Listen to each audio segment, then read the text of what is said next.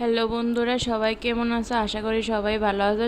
এখন চারিদিকে একটা জিনিস দেখতে পাওয়া যায়, তো এটা আর কিচ্ছু না, এটা হচ্ছে কাঁচা আম। তো আজকে আমি কাঁচা আম দিয়া অন্যরকমভাবে একটা মাখা করে দেখামো।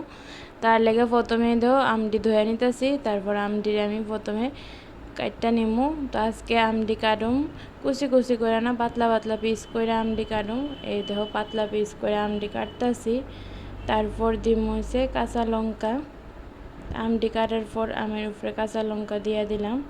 তারপরে দিয়ে দিলাম চিনি। এই দেখতে হচ্ছে চিনিটা খানিকটা বেশি দিতে পারবো। তারপর দিলাম নুন। তারপর চুলার মধ্যে দেহ শুকনো লঙ্কা, তোমরা যে যেরকম জাল খাও সেই অনুযায়ী দিবা। আমরা একটু জাল কমই খাই, তার লেগে মরিচটি কম দিছি। তারপর শুকনো লঙ্কাটা দেহ ভালো করে ভাঙ্গিয়া তারপরে ভালো করে মাইখা নিবা। এই দেখো আমার ভর্তাটা খাওয়ার জন্য রেডি। তো কার কার ভাল লাগছে আমারে কমেন্টে